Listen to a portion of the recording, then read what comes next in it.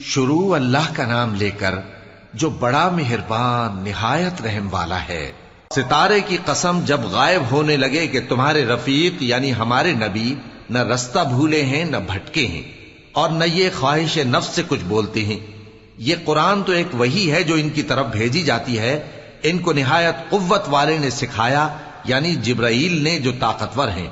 پھر وہ پوری طرح بیٹھے جبکہ وہ آسمان کے اونچے کنارے پر تھے، پھر وہ قریب ہوئے، پھر مزید نیچے آ گئے تو وہ 2 کمان کے فاصلے پر ہو گئے یا اس سے بھی کم۔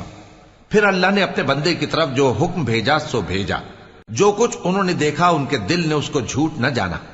کیا جو کچھ وہ دیکھتے ہیں تم اس میں ان سے جھگڑتے ہو؟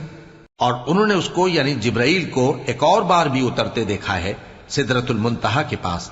اسی کے پاس ہمیشہ رہنے کی بہشت ہے، جبکہ اس بیری پر چھا رہا تھا جو چھا رہا تھا۔ ان کی آنکھ نہ تو اور طرف مائل ہوئی اور نہ حد سے آگے بڑھی۔ انہوں نے اپنے پروردگار کی قدرت کی بہت ہی بڑی بڑی نشانیاں دیکھی۔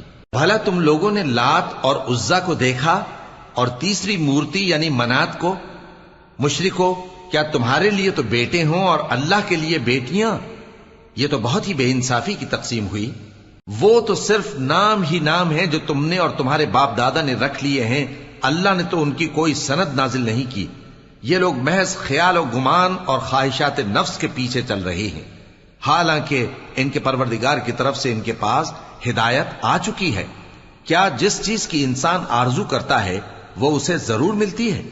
سو آخرت اور دنیا تو اللہ ہی کے ہاتھ میں ہے۔ اور آسمانوں میں بہت سے فرشتے ہیں جن کی سفارش کچھ بھی فائدہ نہیں دیتی مگر اس وقت کہ اللہ جس کے لیے چاہے اجازت بخشے اور سفارش پسند بھی کرے۔ جو لوگ آخرت پر ایمان نہیں لاتے وہ فرشتوں کو لڑکیوں کے نام سے موسوم کرتے ہیں، حالانکہ ان کو اس کی کچھ خبر نہیں۔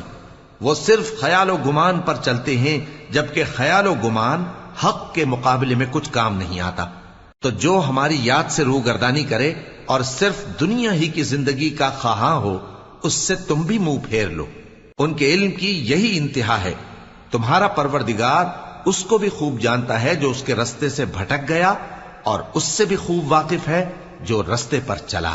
اور جو کچھ آسمانوں میں ہے اور جو کچھ زمین میں ہے سب اللہ ہی کا ہے، اور اس نے خلقت کو اس لیے پیدا کیا ہے کہ جن لوگوں نے برے کام کیے ان کو ان کے اعمال کا بدلہ دے، اور جنہوں نے نیکیاں کی ان کو نیک بدلہ دے۔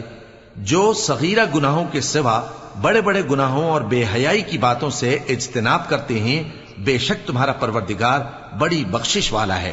وہ تم کو خوب جانتا ہے۔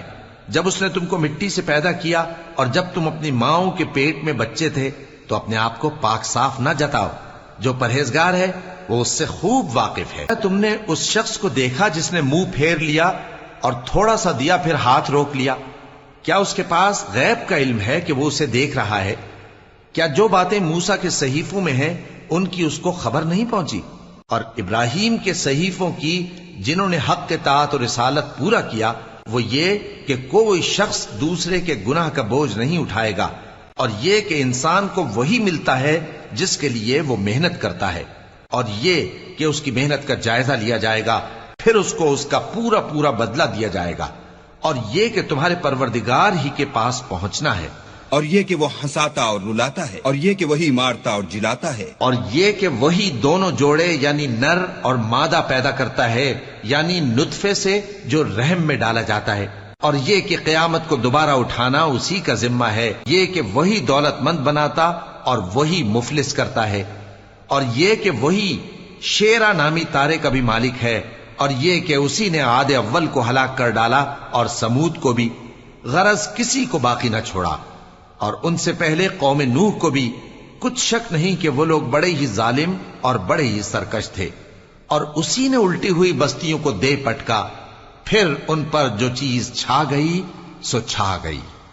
تو اے انسان، تو اپنے پروردگار کی کون کون سی نعمت پر جھگڑے گا؟ یہ پیغمبر بھی پہلے کے خبردار کرنے والوں میں سے ایک خبردار کرنے والے ہیں۔